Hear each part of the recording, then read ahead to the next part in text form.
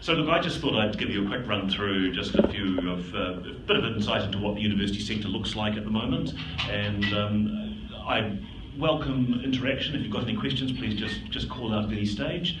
But basically, as Tricia sort of said, Universities New Zealand was formerly known as the New Zealand Vice-Chancellors Committee, and it has sort of three very broad functions. One of them is a statutory function, so every single program that's offered at a New Zealand university gets approved through Universities New Zealand to make sure it's of consistent quality, that students are not going to be misled by what's being offered, and employers can have some confidence in the quality of those programs.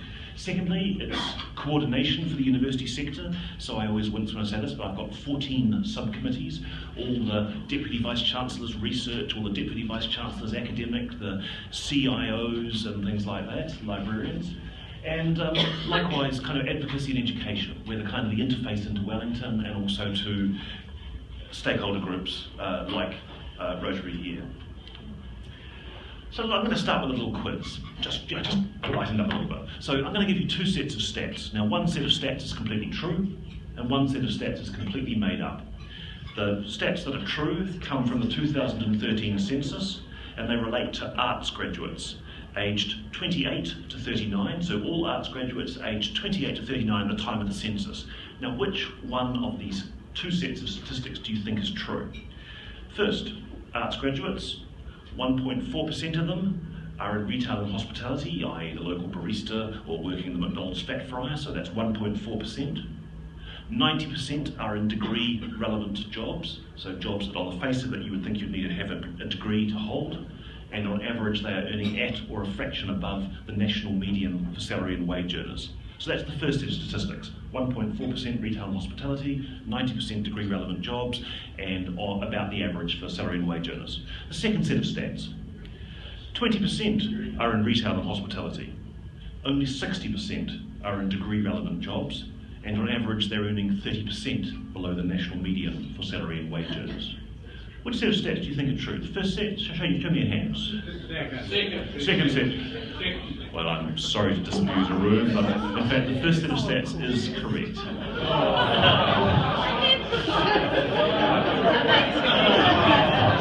So I'll let the sergeant tell me if that's money in the... and that's a lot of what we do. It's trying to say, well, actually, what are the outcomes you actually get? You're all taxpayers here. What are the outcomes you actually get from subsidising tertiary education? Is that good? Is that bad? So I'm going to cover basically three topics fairly briefly today. First of all, what's expected of New Zealand universities here and now by government and students? What does a student look like here and now? And just briefly looking at a few of the challenges facing the university system. So first off, what does government actually expect from universities? And are there any surprises there? So first, graduates with skills and attributes sought by employers. And simple factors, government and in fact students pay money to universities for an education because fundamentally they want to get a job. To generate and transfer knowledge that contributes to innovation and economic growth. So universities employ roughly a third of all of this country's researchers and generate about half of all this country's research. You've got a government that's the primary funder of this, and no surprises, this government wants that research to be relevant and impactful. Better education pathways and information for school students. So basically we've got a government that, again, very reasonably, doesn't want lots of people doing degrees that are not going to get them jobs. They want basically clear signals to students about if you do this, you are more likely to be employed or more likely to be unemployed. They actually want universities to contribute to international education, and I'll come back to that in a moment. And certainly last and by no means least, a lot of emphasis on producing citizens that are able to contribute to a stable, democratic and effective society. How do we do? So we generate about just over $1 billion in export earnings for this country. Very roughly, export education is about the 5th largest market for New Zealand, and universities represent about a third of that. We generate about $500 million in commercial research type activity, a third of all research in New Zealand. For the 20,000 jobs in the university sector, there's about 1.1 jobs created outside of the university sector to support it.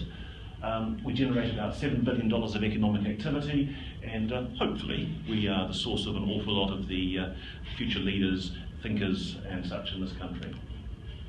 What do students expect from universities? I quite like this because there's quite a few surveys about this, and it's pretty much exactly the same regardless of who you talk to. Individual students will rank things in a different order, and this is from least to most important. So the least important thing is they want to gain information and knowledge. It doesn't mean it's not important, it just means, because let's face it, if you want information or knowledge, you can go to Wikipedia. What they actually want to do is develop skills and capabilities and competencies in a structured and supported environment. Because let's face it, we can all, can I just have a quick show of hands, those of you with degrees in the room? Okay, pretty much everyone. So, simple fact is, why did most of you choose to do it on a campus rather than through distance education? Because, frankly, it's hard work when you're not in a supported, structured environment. Students want to have a student experience. There's a fantastic study that's been published about the last couple of months called the Danish marriage effect, which says that basically, unless tertiary institutions can offer the chance of meeting your future life partner, it's never going to be a popular channel for how people choose to educate themselves. And you are far more likely to have met your life partner at university than you are in most other sort of settings in New Zealand. And remember, we're going from least to most important here, then we're down to actually they want to get credentials that signal to employers that they are smart and hardworking.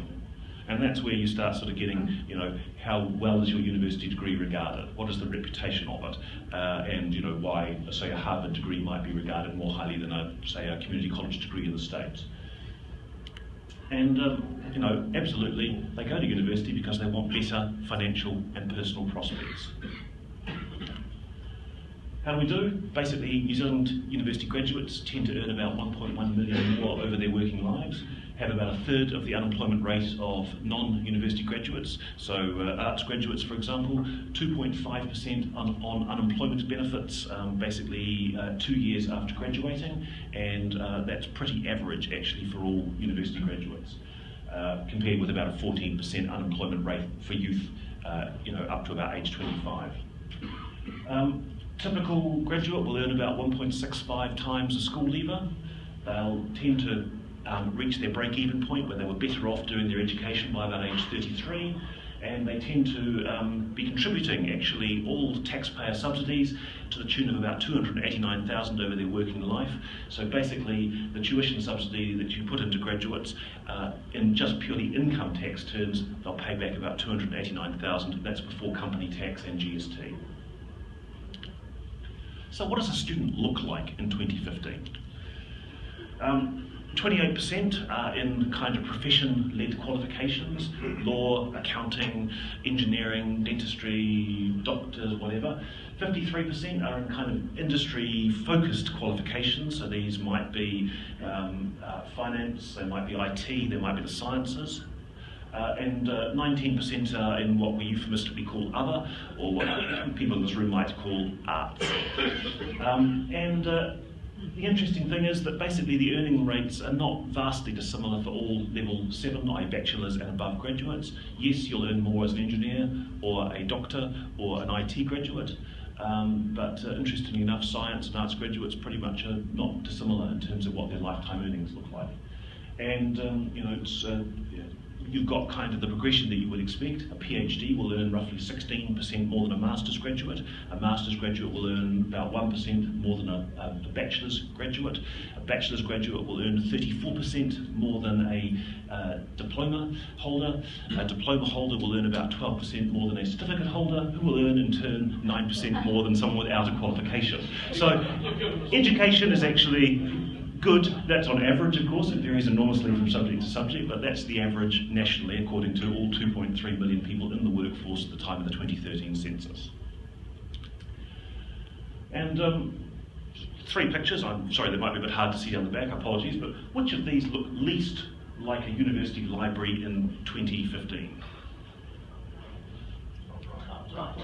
Yes, I know. It's a bit of an easy one. But simple fact is, the left and the bottom ones are actually both from the University of Canterbury library, and this is the University of Canterbury library pre-quake. And the reality is that the bottom 2 floors of that library, which are massive floors. Who knows the University of Canterbury library?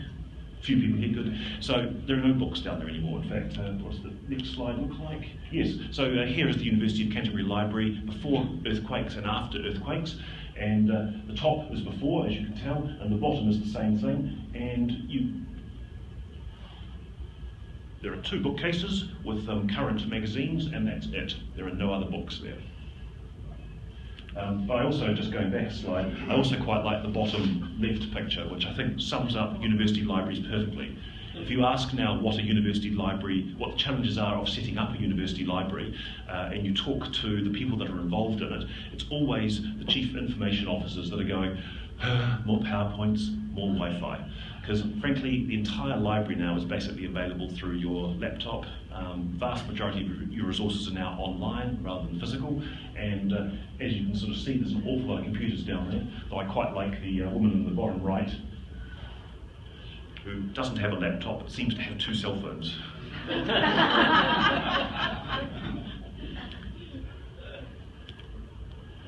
And these are just, again, actually I write these pictures from the University of Canterbury, but top left is basically a student commons. It's basically the main cafeteria area, and the big difference now is it's got Wi-Fi everywhere, and it's just simply a continuation of the library. Basically, there are students doing their group assignments down there, accessing all their online electronic resources. Doesn't matter where you are now, you don't actually have to go into the library to access those resources. Big focus now is around producing students that are now more well-rounded individuals. So there's an awful lot of students now with degrees, and where perhaps it was once a differentiator, it's now kind of a qualifier just to get your CV looked at by employers. So now increasingly it's about what clubs have you joined? Have you volunteered? What jobs have you had? Have you travelled? Do you speak languages? So, how you differentiate yourself. And volunteering is becoming quite big. Absolutely, people still have fun. Bottom left, the under 500 driving your car from Christchurch to Dunedin. But so much now, student flat on the bottom right, again, it's all computers. You can access your university library and all your lectures, generally from your laptop. I was doing a study at the University of Canterbury where we were looking at how we updated our information resources, and the one thing the academics said to me is, for goodness sake, don't introduce the bit of software that allows students to see when you're online, because academics may log in at 1 in the morning just to see if any emails have come in. Suddenly there are students that are still working on their group assignments in their flat. They can see their lecturers online, and suddenly the inbox gets flooded with queries around, what did you mean by this in your lecture? It's 24/7 now. What are the challenges facing the university sector? So really 3 areas. Funding. 53% of university funding comes from government, and it's increased by about 17% over the past 10 years. At the same time, real costs have gone up by about 39%, and it means there's a huge increasing reliance on international students. We are probably lucky, we've got about 11% of our students are international students, and that's a good ratio by international terms. We're a small country at the end of the world. We need those kind of people-to-people relationships, and we're, 11% is a pretty good proportion compared with sort of the 24% for Australia and the 33% for, say, the UK. But we are increasingly dependent on those students for basically being able to balance our budgets. And a key focus for us is being able to maintain through that revenue our kind of quality of our university system. Research, relevance and impact, as I said earlier, it's a key priority for the government, and we do a lot of knowledge transfer. Government wants more, and a lot of it is how do we actually create those links between businesses and universities, particularly in the research sort of space. And a key thing for us is really around the quality and the reputation of the university system. Half of all New Zealand university academic staff are recruited internationally. 11% of international students, which represents 17% of total university funding, are recruited internationally. And the only way you do that is by a really high quality offering. And so far we've been able to do that. But we have a huge focus now on international rankings. It wasn't really a conversation 10 years ago, but now every university differentiates themselves to staff and students on the fact that we are ranked in the top 50 for something or other. come to us rather than going to someone else, and so huge pressure on us now to maintain those rankings, and that unfortunately requires funding. The good thing is, though, that rankings actually do measure the things that we probably should all care about. So student experience, research quality, teaching quality, employer reputation, internationalisation, and staff-student ratio. So rankings themselves are not necessarily bad. And really, we have a world-class university system. Our universities are ranked in the top 3% of the world. We're the only country where our entire university system is world-ranked. And our challenge is basically to protect them, and obviously it's groups such as this where there are so many university graduates and so many people who can speak to the value and the experience of university. We hugely appreciate your support and interest. And that's it. Thank you.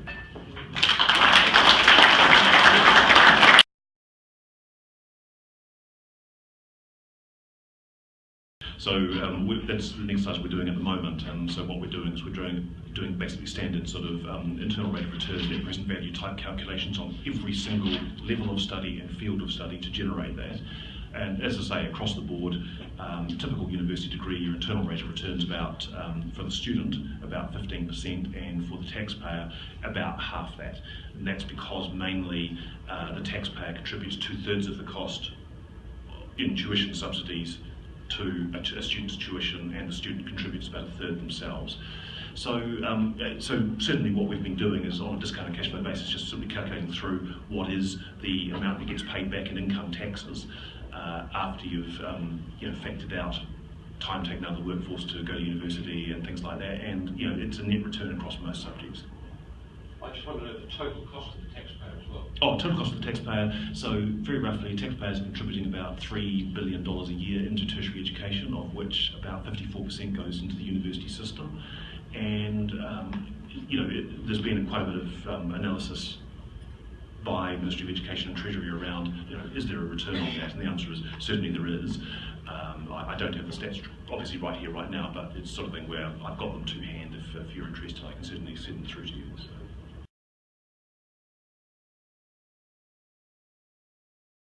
I think we've got a huge challenge. We're unusual that all of our universities on average are ranking better than, say, all the Australian universities on average, and we're doing it with only 70% of the expenditure per student.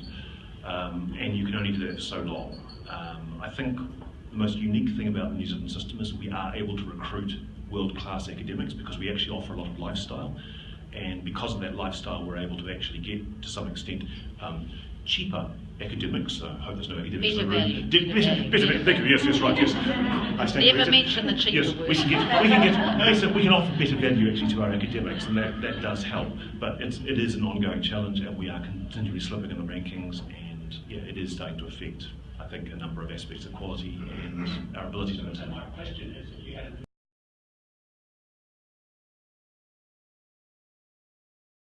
hard to say, because most of the metrics, we'd probably end up we'd end up with one university probably ranked about the middle of all of our universities. So right now we have the University of Auckland ranked about 93rd in the world.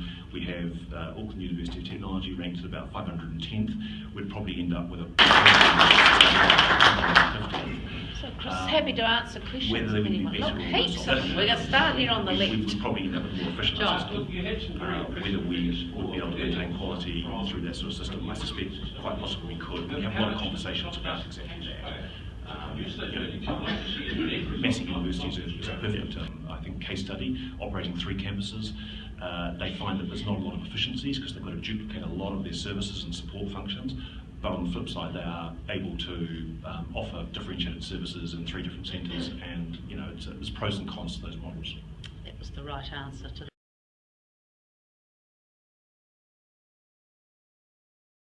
So a huge focus on basically seeing what the evidence says. So we're working with government around trying to feed back to students what are your actual employment and earnings outcomes with particular degrees.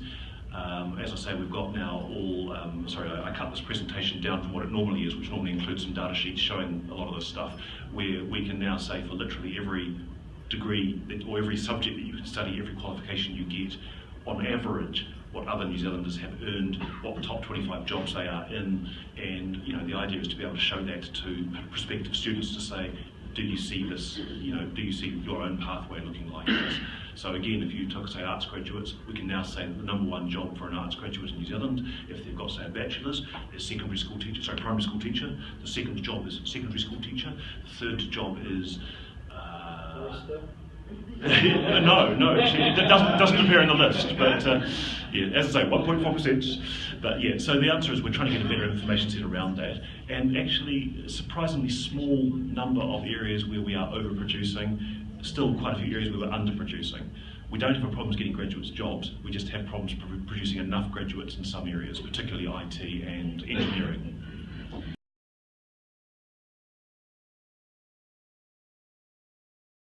What are your comments then? Actually, we've been very vigorous in trying to protect that term, because we know that a key for being able to attract both staff and students is to have a university system where all of our universities are world class. When the teachers' colleges were actually merged into the universities, was a real concern at the time around how would we ensure that didn't impact negatively on quality.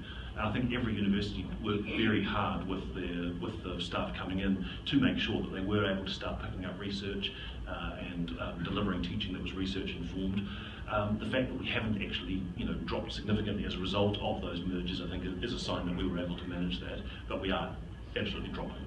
And we are vigorously protecting the term university in New Zealand, and we are lucky compared with a lot of other countries where there's a lot of, as soon as the legal protections around the term are relaxed, there are a lot of private providers that set up, and you go to India, for example, and you haven't got a clue what you're getting when you look at something called a university. Some of them are just mail order, send in a 6,000 word essay and we'll give you a degree in something or other.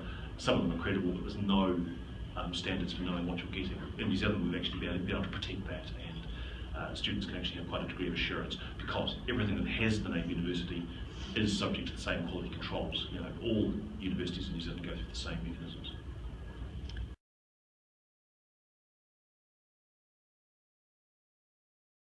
It's an excellent question. I don't know the answer. No, I should know the answer, because the problem is no one keeps those stats. I've been asking that question of Immigration New Zealand, who you would expect would be tracking it through immigration sort of cards and data.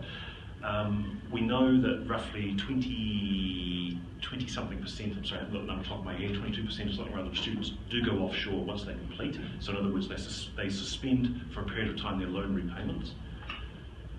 Problem is a lot of them start repaying while they're offshore, and we don't have any way of being able to track which of them are repaying because they'll either come home or because they're still offshore. So we don't have a clean answer on that one, and we would all love to know it. Anyone else?